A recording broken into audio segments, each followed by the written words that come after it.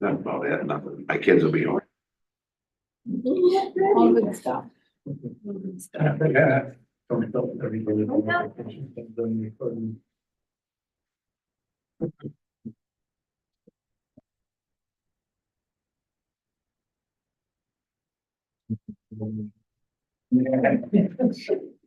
Sorry.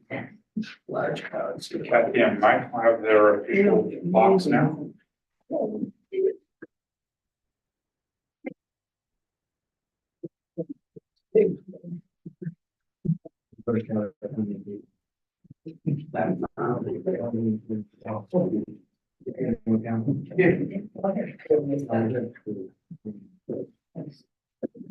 Ready?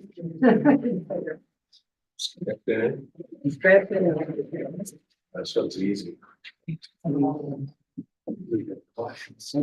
You've done, everybody's 20 seconds off. You have to readjust it every week. That was. What we have here. And you were always. Blocks. It's,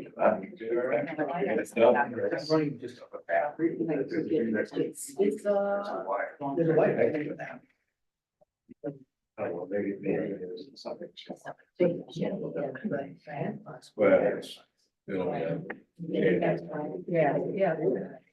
I think it was that spot. I'm serious. Something about here, you know, we gotta solve mysteries. Yeah, I just have a lot of. Great call. I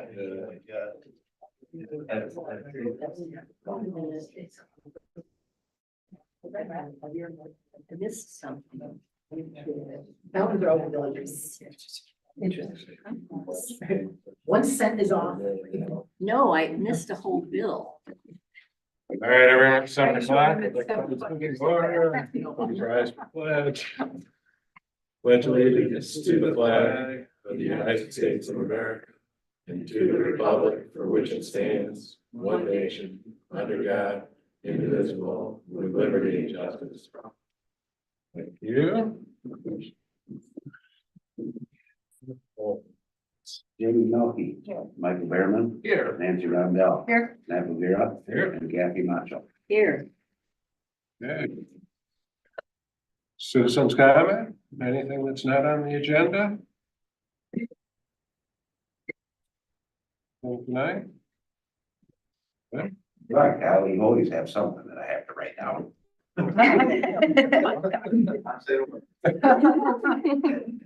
Put that in minutes. Silent. Very rugby. No. Good hands on. Oh, that's right. If you are on Zoom, if you would like public comment at any point, raise your Zoom hand.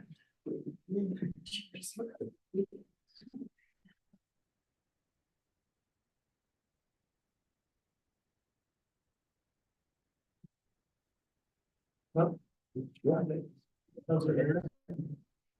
Consent agenda? Issues on consent agenda? I think so. Give me 1 second. Give Kathy 1 second. Hmm? Okay. Any public comment on consent agenda? You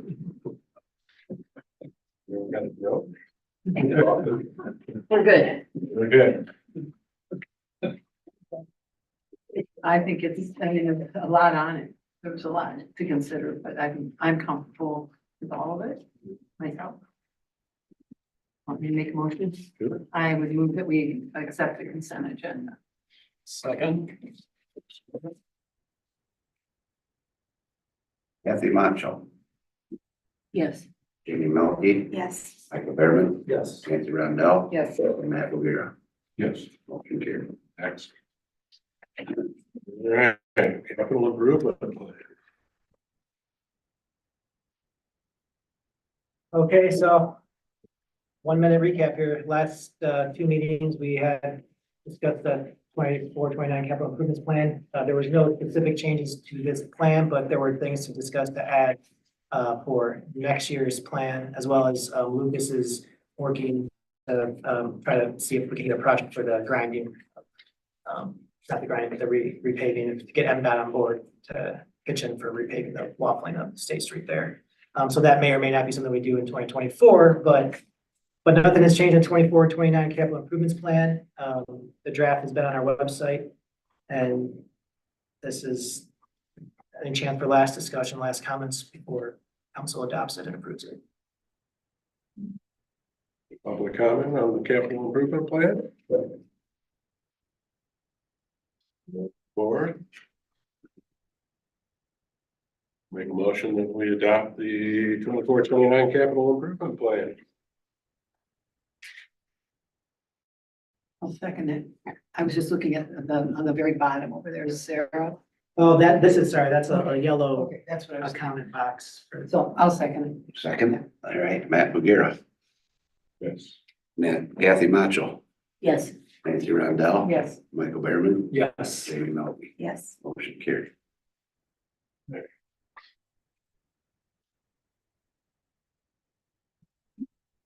To now the budget. All right, so item B is approving a resolution adopting the 2023 amended and 2024 proposed budget. Nick did make several of those changes to the general fund and a couple other funds that council had requested last time. So the proposed 2024 budget in the general fund results now in a $104,000 surplus. And pretty much everything else has stayed the same on the bottom line for the other funds. So again, this is another opportunity to take less comments, less discussion on the 2024 budget. Public comment? I just had a question. Did snow removal downtown end up staying with DDA, or is it in the general fund? Still in the general fund. We're still negotiating.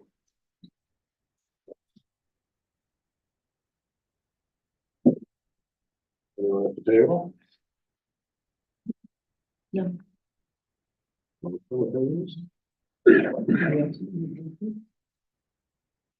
I'll move that we accept the 2024 budget and the 23 amended at the Yeah. same time and the 23 amended. They're two separate, but you can make a motion just for them both. I'd second.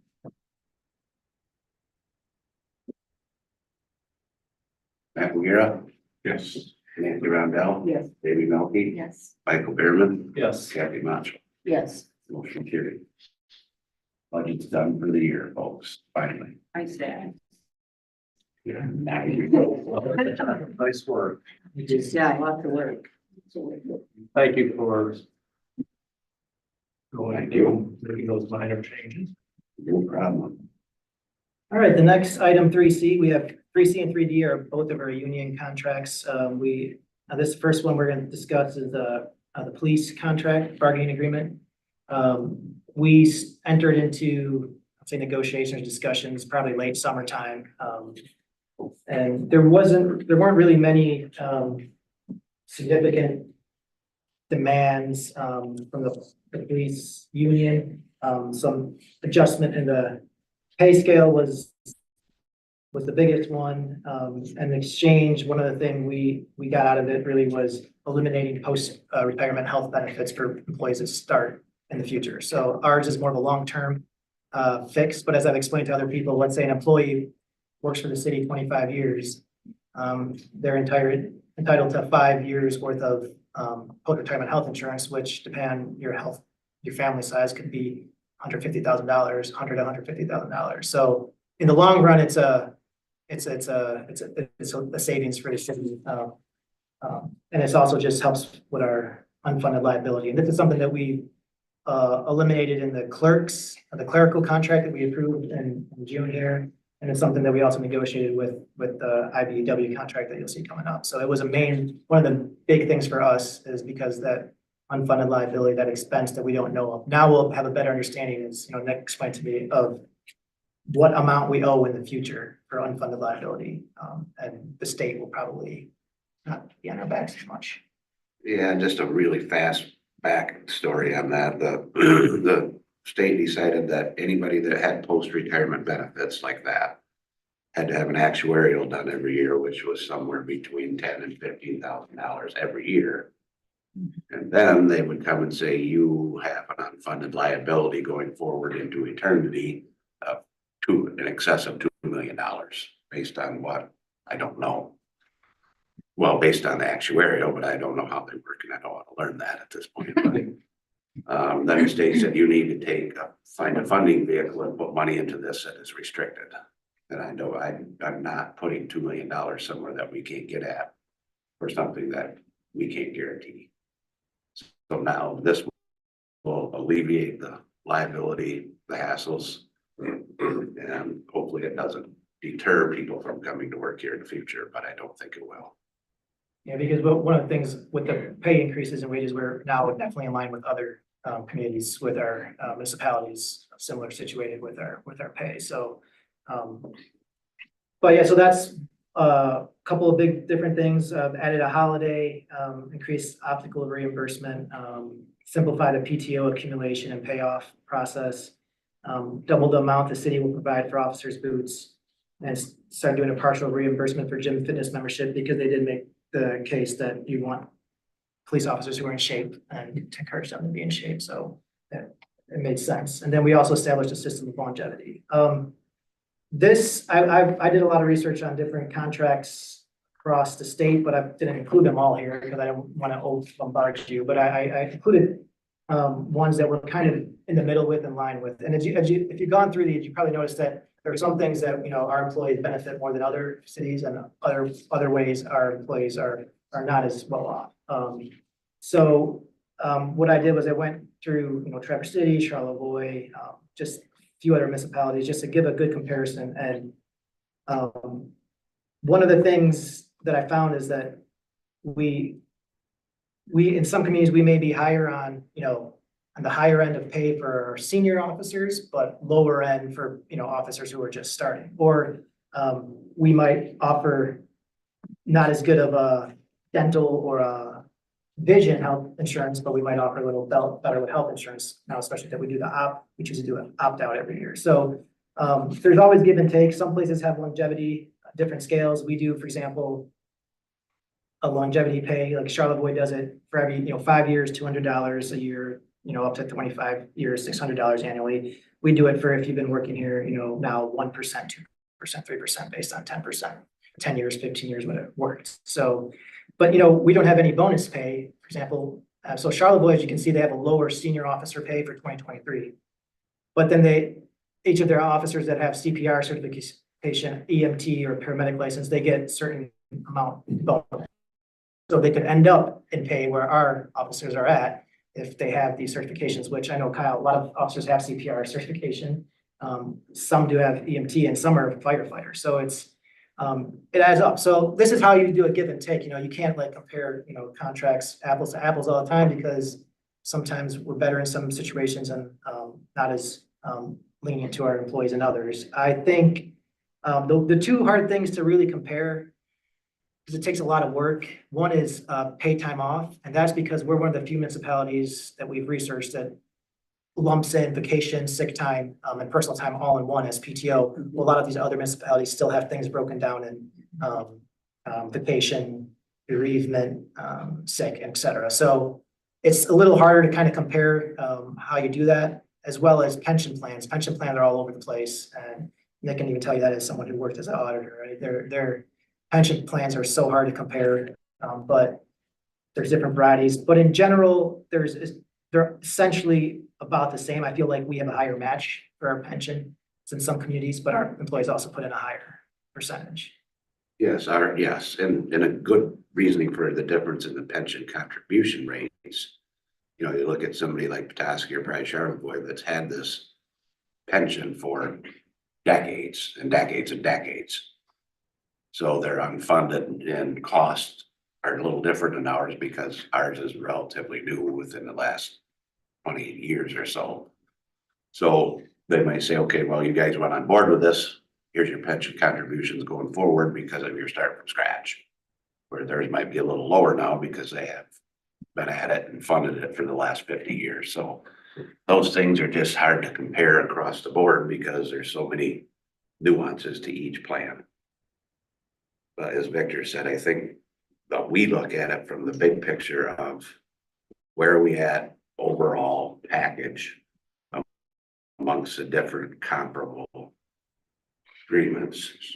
And, you know, like he said, somebody might want a little bit more money an hour and not care so much about a pension. It's just, Can you go back to where you were talking about the unfunded and new agreement? And in our agreement, Yeah, in our new agreement, what was the change again in that?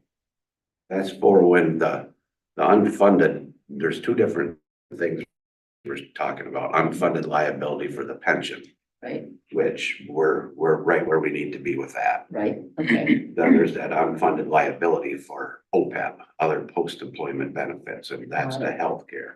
okay, So to kind of alleviate that liability, we've said after anybody hired after January 1st, 24 right, will not be entitled to any health insurance after they retire. okay, and how does that compare with other?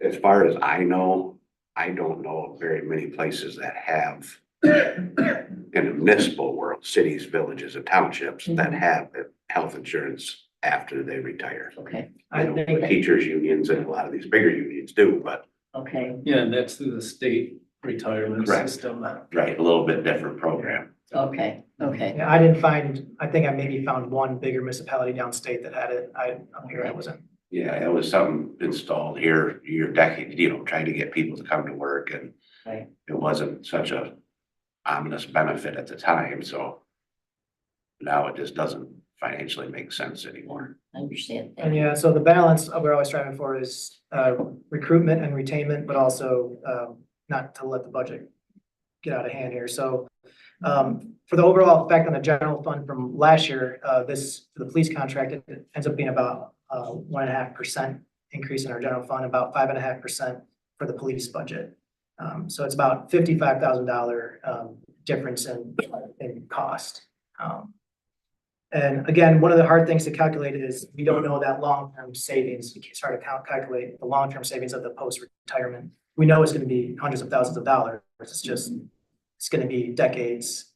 That's going to be realized over decades as opposed to upfront. So ultimately, I think it's in line with other communities, and I think that's what help us keep employees and keep our officers as well as be able to retain officers, especially with the cost of living up here. But I think it's a very fair contract. I think those negotiations went pretty well with actually, they were really easy with the police department.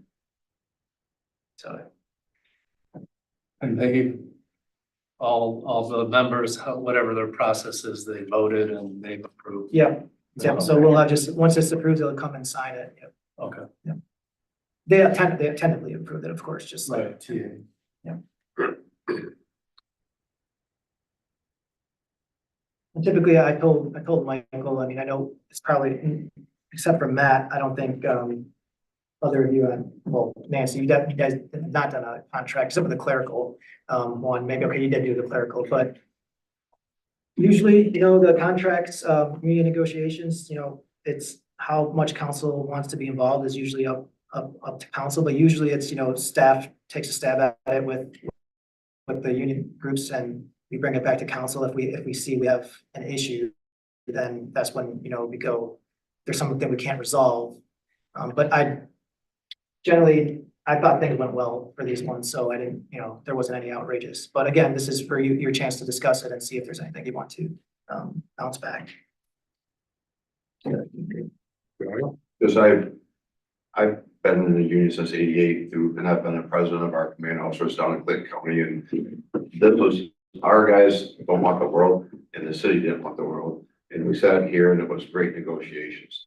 And I feel like we got a really good core of people here, our patrol officers, and I give the city credit for stepping up and trying to keep them here. They're here, everybody's here for a reason and they want to be here. And Dan came here the last one for a reason as well, and it's like, I want to retain them, it's really, really hard up here. I talked to the chief from Central Lake today, he has 2 full-time openings, can't find anybody.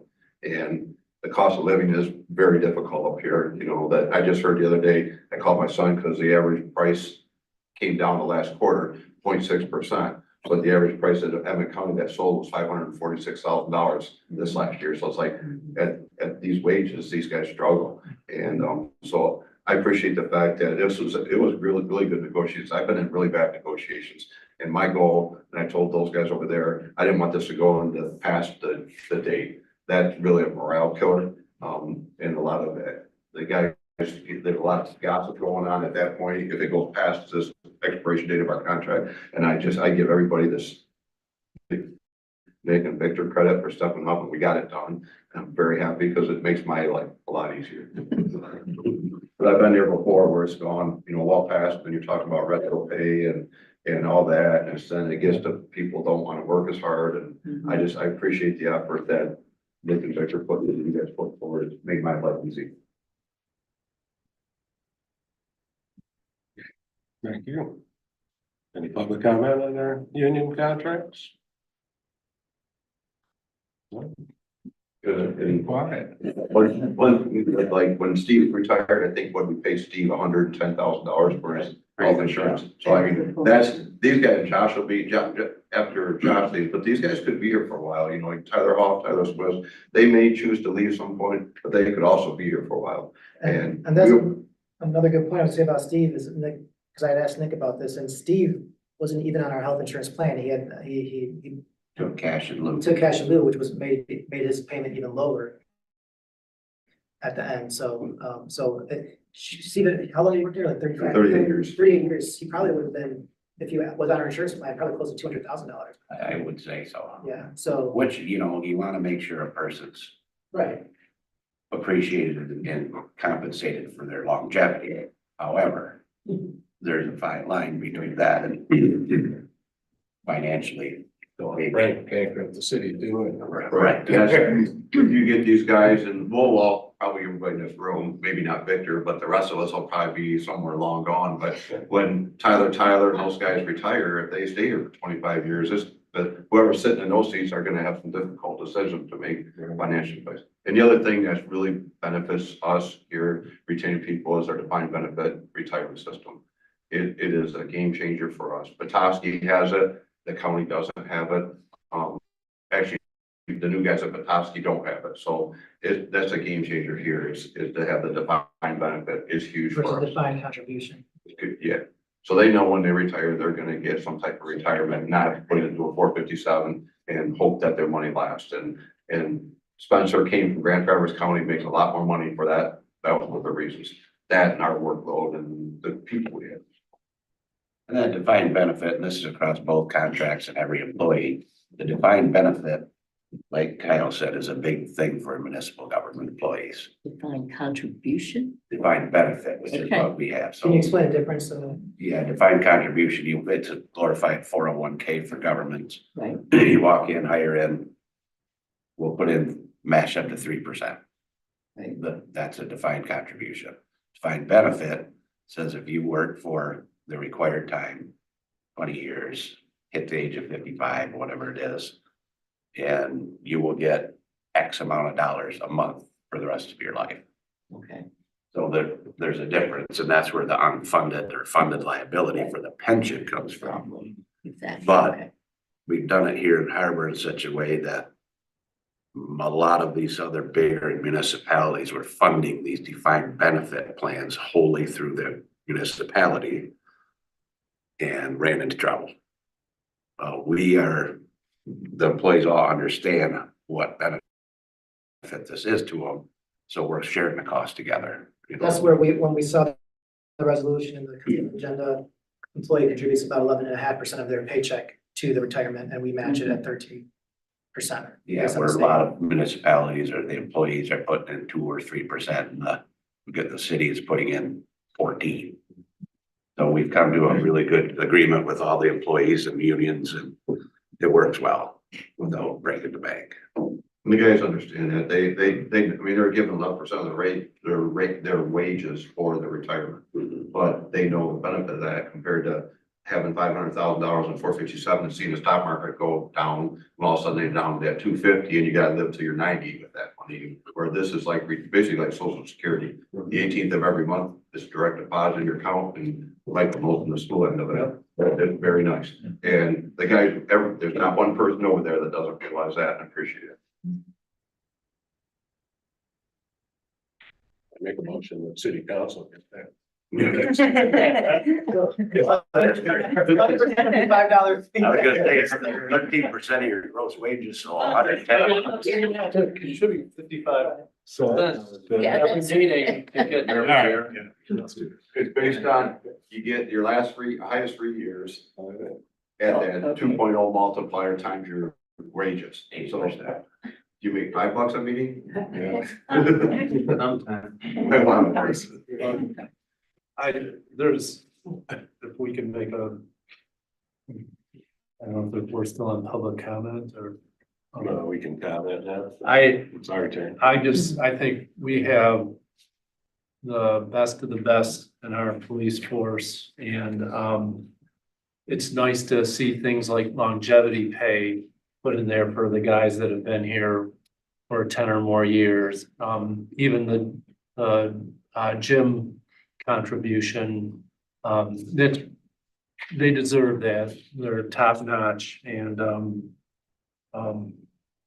so I think it's very fair and, I'm very proud, to be able to, that they would get, those added benefits. I think that's what Harbor Springs is and very proud. I'm good with it. I think it's a good, I trust these guys, I'm not using contract either. I read it, but I think it seems fair, seems good, and I'm glad the negotiations were good. It's always nice when it starts that way, so. When did you guys start, negotiating? August, I think. Late August. Late August, yeah. Right. Yeah. We took breaks and, I mean, it wasn't. Do some we were research. saying, but Michael, you've been in them before and they can go good or they get bad. This is about the best. I felt both sides.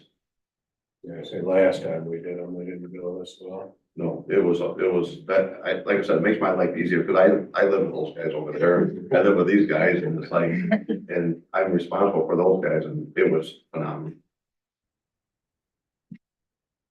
All right, no other comments? I'll make a motion that we accept the police union contract.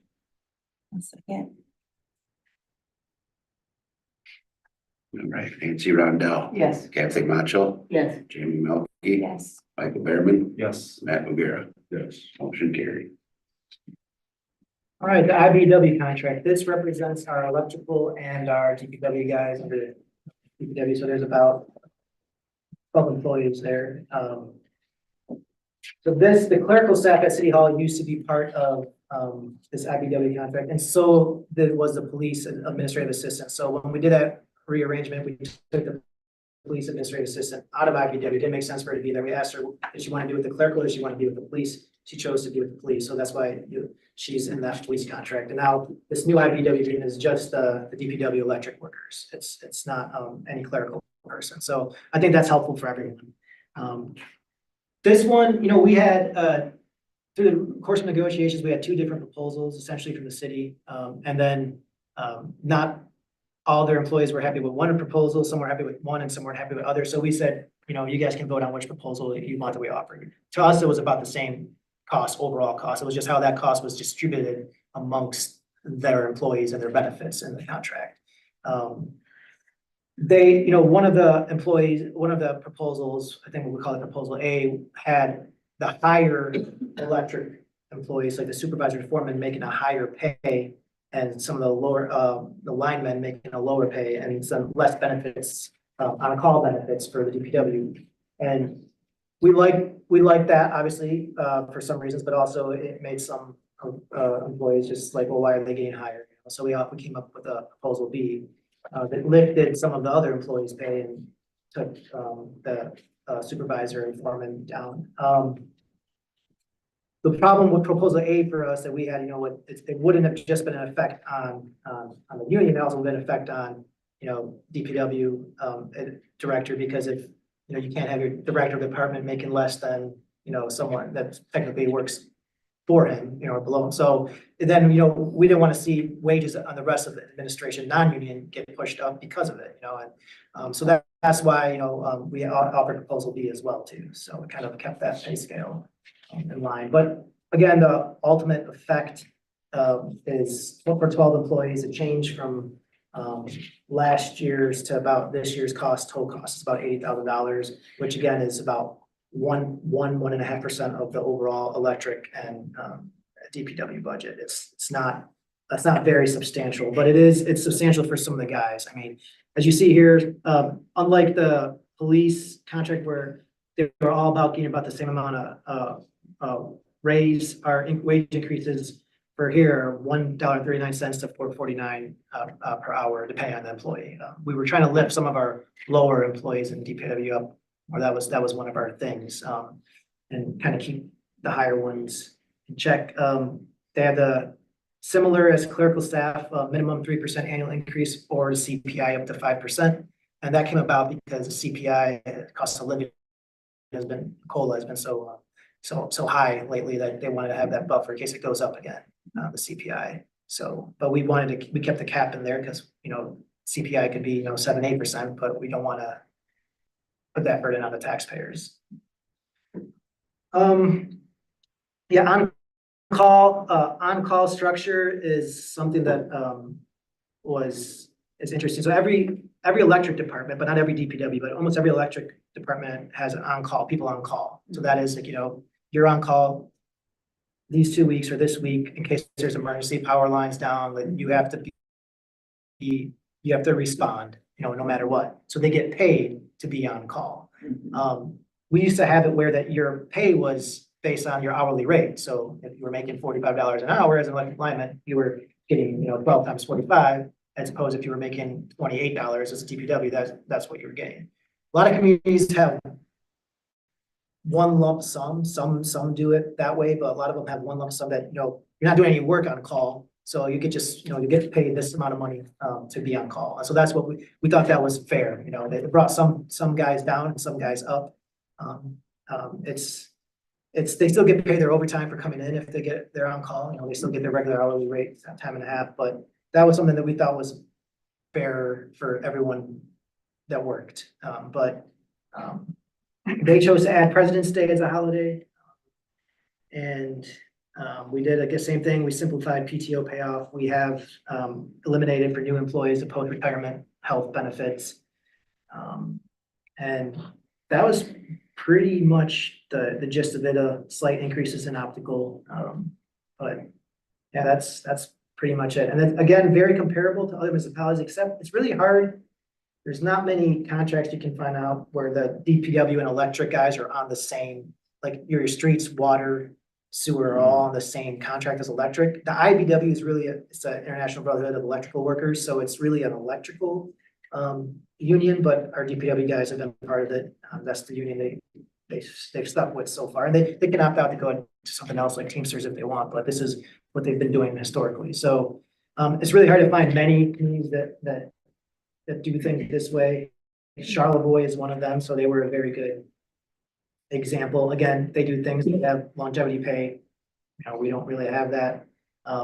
They have their percentage increases kind of like ours.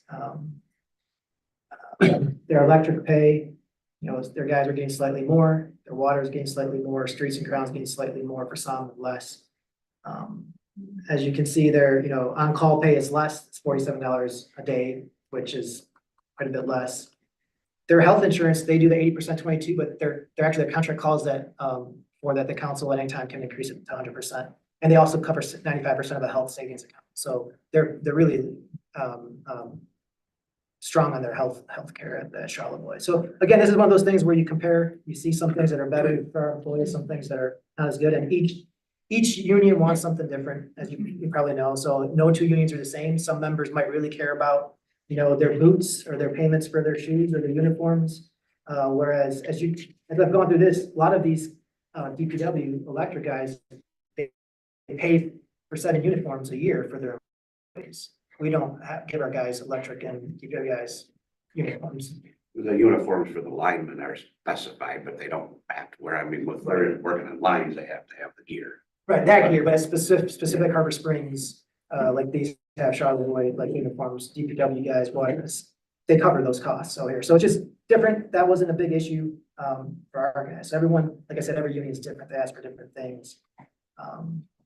So there wasn't many, like I said, that had electric and DPW, so I just picked some. Hillsdale's a town relatively similar size, 7,000 people, not huge, but they do have electric department. They do, and so they were a good one to compare to as well. So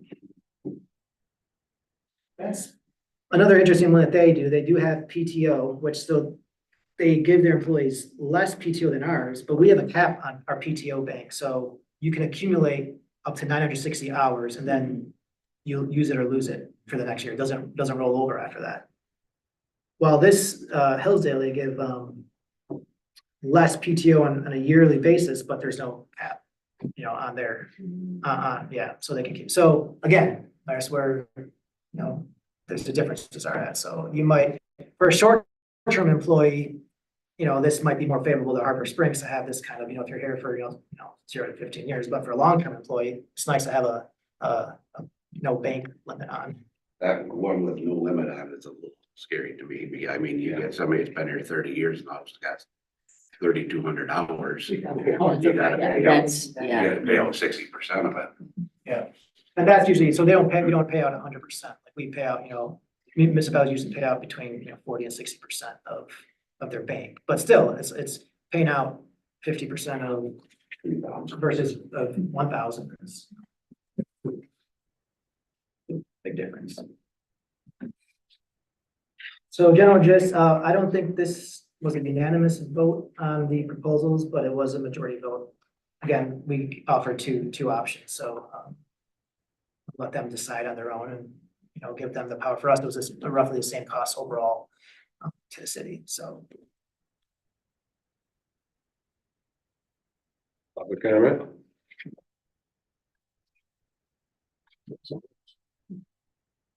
People comment? I've just got a question and I should maybe brought this up before regarding the on-call pay. And I guess I'm not clear why they decided that it was beneficial to the city to have the same rate for anybody on call.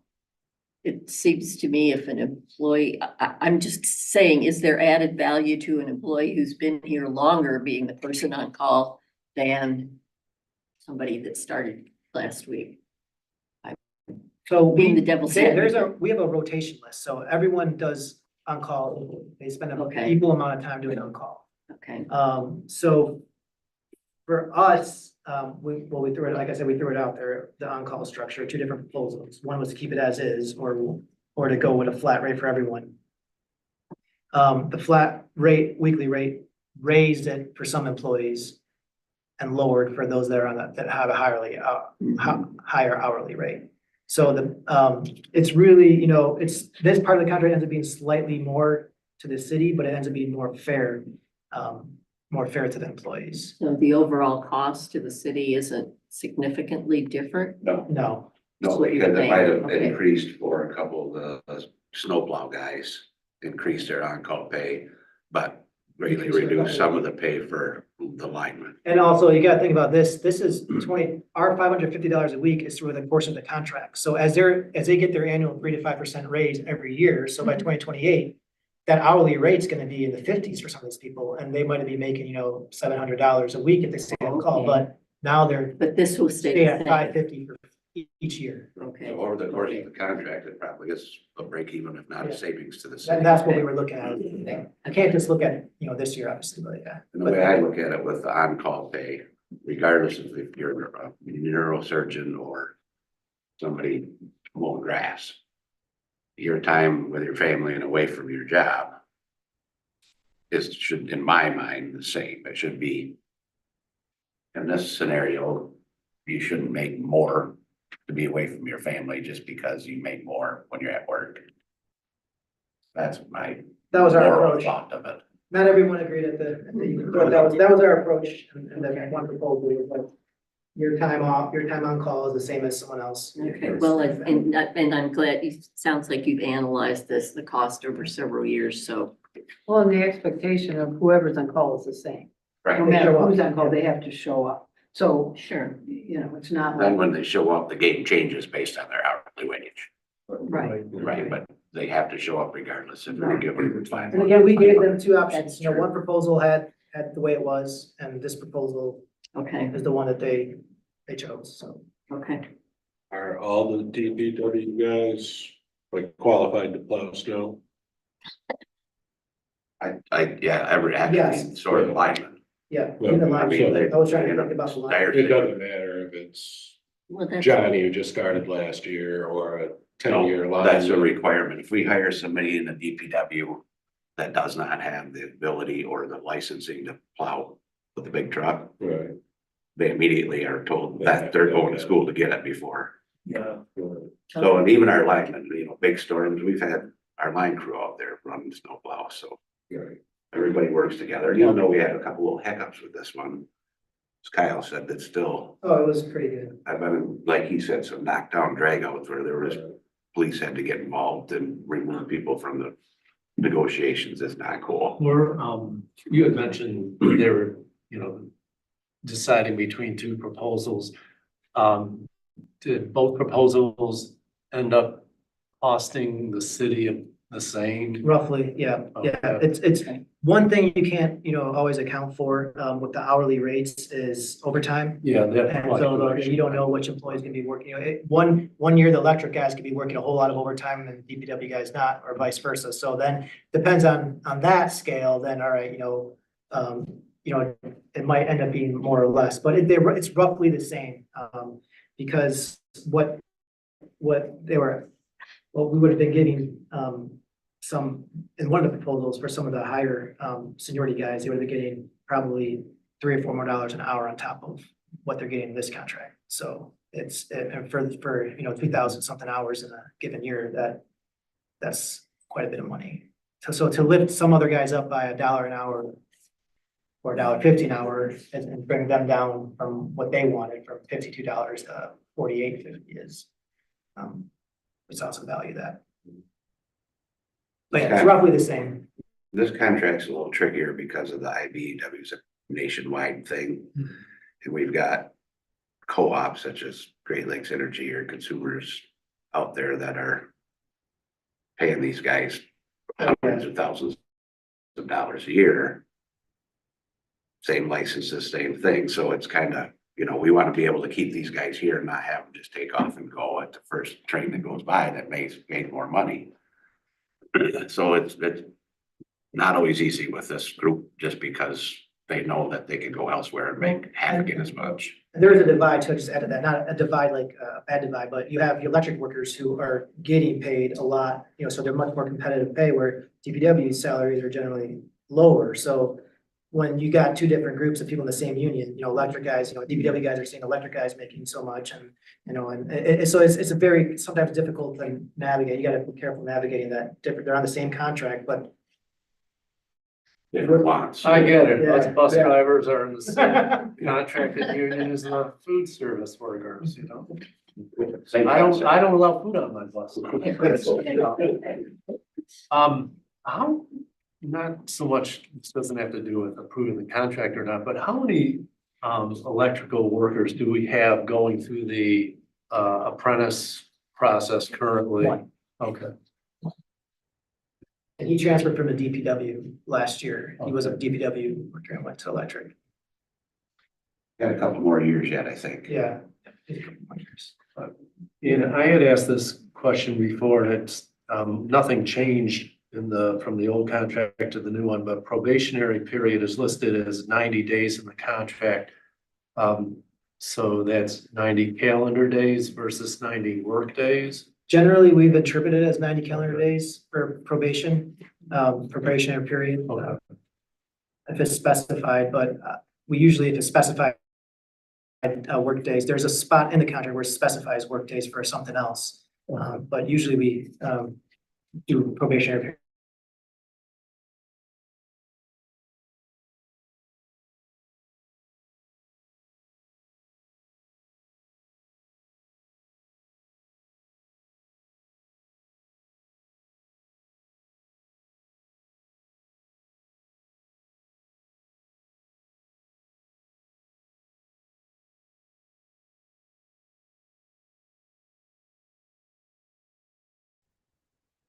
Well, I would make a motion that we approve the agreement between the city of Harbor Springs and the IBEW Local 876 for the contract period January 1st, 2024 through December 31st, 2028.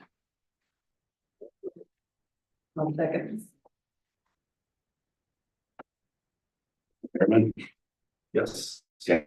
Kathy Macho, Yes. Jamie Melky, Yes. Matt Bogira, Yes. Nancy Roundell. Yes. Motion carried.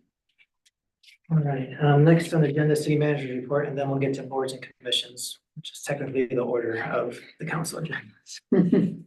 I did meet with the county administration to resolve the DDA TIF capture issue, and eventually we'll probably have to get Michael and Kathy a little bit more up to speed on this one. But basically, the county for the several years has stated that they did not have to pay their portion of the TIF capture to the city or to the DDA. And we've been talking to them on a yearly basis, and now we actually have serious negotiations. I think they're ready to at least negotiate, at least the administrator and the staff are. So I think they're meeting this Tuesday, and I should hear back, this later this week about, some proposals that we had going back and forth. I don't want to get into details here because I don't want to jinx it or jeopardize it. But if I do have something concrete to present, we'll come here, we'll meet in closed session probably to discuss that. Then probably in an open session as well afterwards. But I think we made good progress. I'm encouraged by the talks we've had finally on it. It could bring some substantial money to the DDA. Speaking of the DDA, the new director, Becky Goodman, begins on January 8th, 2 days before the January DDA meeting. A good news for me here is this, so DDA meetings are always on the second Wednesday of the month. That's when I'm down in Lansing for MPPA meetings, but the state has passed a legislation for joint action agencies in the state that are comprised of members of different municipalities, that they no longer have to meet all the time in person to make decisions and to vote. So for us, we have the MPPA has members from the UP downstate, and we're always going to Lansing. So 3.5-hour drive, sometimes get a hotel, and it just ends up being a burden, and you waste sometimes in a whole day at 6 hours and 7 hours of driving. So it's good that some meetings are gonna be virtual now, so I won't have to be going down to Lansing every single month for these MPPA meetings. So I think it's a big benefit. Still have to go down sometimes, of course, but not as often. And then we do have a lot of different things on the agenda for January 15th, substation, vegetation management, historical society, term limits. So some things that have been kind of looming back there, but we've had such a busy December month that he's pushing it off into the new year. So just basic stats there. We go here. Like I said, I had quite a few busy December, last couple of weeks, met with the MEDC on housing opportunities. MEDC is the Michigan Economic Development Corporation, it's a state agency. As I said, TIF capture, an NMEA meeting on the updates on rewrite of Michigan clean energy laws. As you probably, Nancy, Matt, and maybe Jamie, I think you're on for this, maybe not. The state used to have a law saying that we had to dedicate certain funds on our bills for electric customers to clean energy programs. Then they, after our MMEA lobbied them saying, hey, you know what, we can do just as good of a job by ourselves. That without the state, requiring us to do it, that, that just drop the requirements, because the reporting requirements were just, a lot of money and time was going into reporting the state, and so a lot of bureaucracy. So try to cut down the bureaucracy and us just implemented programs. We held up our end of the bargain. A lot of municipalities did too, but some municipalities were like, oh, state's no longer requiring it, so we're not gonna do it. So now the state and the rewrite of their clean energy laws is like, well, we're not getting the goals we want out of municipalities, so we're gonna re-require it. It's gonna be different, not exactly the same way as it was, but we're gonna see those requirements come back up again, I think in 2026 or 2025, I think. So just FYI, but it's something that we've never changed. Our customers aren't gonna see a change because we voluntarily did it, so our customers will still see that energy optimization surcharge there on their bills for the energy stuff. MPPA meeting on a Hart Solar project and updates on other solar project opportunities. As you know, the state is moving toward more renewable energy goals, and so part of that is having our MPPA look at more renewable energy purchases. And we have wind and solar in the state, and those are the two big. Solar is the biggest, but so we quite often meet and talk about projects that we would want to enter into that have favorable terms for purchases in the future. I've met with the Historical Society Director on several different Historical Society projects that we're working on. One is obviously renewing the lease for them at Old City Hall. Historical Society leases Old City Hall from us. So that is one thing that we've wrapped up. Jim and I have been doing that one for about a year now. So I think it's and a couple other issues there too. Then, of course, the MPPA meeting in Lansing. So it was a busy 2 weeks, but it was a good 2 weeks. Okay. Any other questions about updates about city business? All right, finally, going on to appointment of board and commission members. Last year, I think we took it one board at a time. If I remember, we appointed based on one board at a time. One change here is that I did receive 2 tree advisory board applications on Thursday when I came back from my MPPA meeting when we had 0. And one applicant, Carol, withdrew upon realizing that there was another applicant. I think you guys talked it out. Yeah, all right, okay, so really for tree board, we only have one applicant at this time, and if that changes, Carol will keep you as a backup if that changes. The file's on record for a year. So yeah, I think one member, our applicant, Bob Buckner, had originally applied for the Planning Commission and Zoning Board, and then also threw his hat in for the Parks Board, but said he only wants to be on one board at a time. That is zoning, the Parks Board is the one that has 4 people for 3 openings.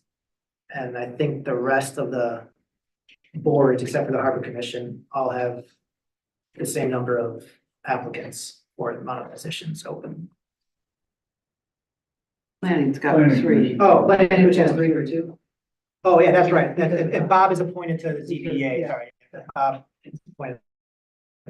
But that was his 3rd option, so. This is actually the first time I've looked at this, so Bob said he only wanted to be on one board. Everything else is full of just the ones that have applied. Yeah, yeah. That's why, I mean, if that's the council's decision on what. Right. But yeah. But he was one of the earliest to apply, so. I guess, Karen.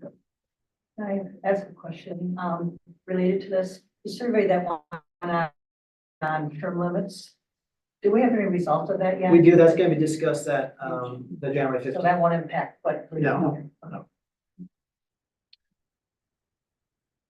Good. And you don't have to go in this order, that's the order I put it here, I just copied and pasted from last year, so. Thank you for all the information. Yeah, I did send you guys separate Yeah, information on really, the it's helpful. applications. Yeah, it's helpful. Yeah, it makes it a little bit easier. Yeah. So is what, basically, we need to decide who fills the open positions tonight? Some of them, Okay, Yeah, some of them, Matt does some. I appoint, and you guys Okay. vote on, and others, we do as a group. Got it, okay. And I've written that on here on this sheet. Yeah, I'm sorry. No, I just so you know, yeah. there's- Somehow I missed this. Yeah. My Sorry. bad. All right, Because it was after the city manager's report, and usually the city manager's report's at the end. That's probably Yeah, why. that's, yeah, you're right. Yeah, you're right. it's just the added bonus. That's Yeah, page 125 and 126. Yes. All right. Just, This, I'm saying. uh-huh, at least he gave us the index this time. Yeah. Knew where it was. All right, ZBA, 3-year term. Council appoints and approves. We got 2 lucky candidates for 2 lucky positions. I'm good. It's John, Leo, and Bob Buckner, who I don't know. Was he on the noise He's on the committee? noise control. Okay, that's what I was thinking. So he's a He city was really resident. helpful on that. And he's a city resident, right? Yes. He's gotta be to be, yeah. Yeah, okay, that everyone pretty much has to be a city resident. Well, not Or DDA. Not DDA. DDA or Harbor. Not, and not Harbor, not planning. All the planning. does, Yeah, 'cause yeah, there's rules upon rules, Yeah. exceptions. Yeah. All right, so we all good with Mr. Leo and Mr. Buckner to be on our ZBA? Mhm. Do we need to do a motion and vote or? Do it all in favor. I Do it think, all in favor. yes, if just a consensus, all in favor, aye, opposed. Okay. Are we all in favor of Leo and Buckner for the ZBA? Aye, aye, opposed? Easy. Okay, planning commission. Point. Council approves. There doesn't want to be on 2, so I guess I would appoint Gary Lustgarten and Tony Johnson. All in favor? All in favor? Aye. Aye. Opposed? Okay. Parks Board, You've got 3 folks and 3 positions. 3 and 3 again, so I guess, so, Buckner only wants to be on one Oh, board. that's I right. put him on the Okay. ZBA. okay. So do the current members whose 2 terms are expiring, have they previously filled out a new application? Yeah, yeah, they have. So that's something that we've talked about, but decided not to do, was whether or not to require them if they were, they want to serve again for another term to fill out another application. Right, We decided at that time to look at, council would examine their past participation and et cetera. I mean, yeah, should be theoretically paying attention to the meetings and how they interact on the board, so you would have a better sense of how they perform on the board as opposed to having them reapply. okay, but if someone were on a board, didn't send in an application, didn't express any interest in Oh, no. being What we did that's is, what I didn't, okay, we emailed all the board Okay. members that were up for reappointment, asking whether or not they wanted to serve again. thank you. All right, so Reese, Mulder and Floss for the Parks Board, all in favor? Aye. Aye. Opposed? See? Tree Advisory Board, One, Kathy Leo, taking one for the team, all in favor? Opposed? I didn't hear that.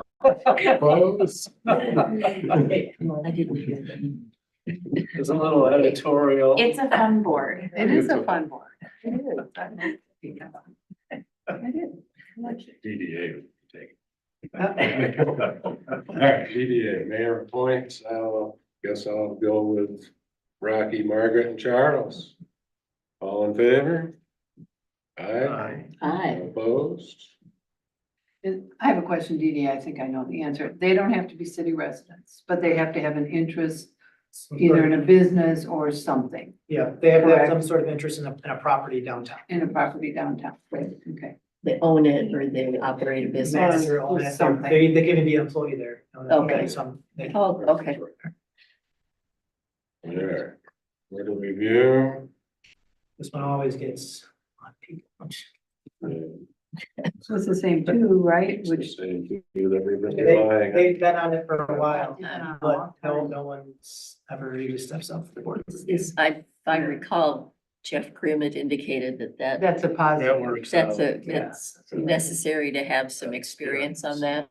Yeah. Okay, Because of the training. Oh, yeah. right, Yeah. that's right, that's right, yeah. All right. All in favor of Paul Catlin and Linda Rakowitz, I, Hi. opposed? All right, the big one, the Harbor Commission.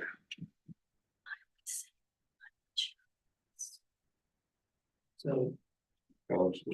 6 applicants, two open positions. Right. So, I think this is a good board to put some new folks on. How long, The 4-year terms. and how long have, the current members served? Tom's been on 23 years or more, Okay. and Laura's been on 10 years. So they've both been on a long time. And it was hard for me, and this is where my knowledge is weak in Harbor Springs history. There's, at one point, Tom Graham was Tom Graham Senior, and then there's Tom Graham Junior, so. You know, I did Tom Graham Jr., so he's been on that He's long. been Yeah, on. so there, at one point, that wasn't always specified in the minutes, so it was hard to get. So it could be 20 years, could be, He's been yeah, on a long time. it's been about 2 decades for. Well, I'll weigh in. I think Lisa Nickel would be a really good candidate. She's done a lot of homework for that committee in the last year or two. And she's also a huge boater, a cruiser and a boater here in the summer. So I think she would, and a kayaker. I think she would have a lot to bring to that board. I think that she would be a good candidate as one of them. Agree with that. And I know, say George Pete was a planning commission member, he backed up and, Yeah. so I would say take him off the list okay, for that reason. And, The other two are voters.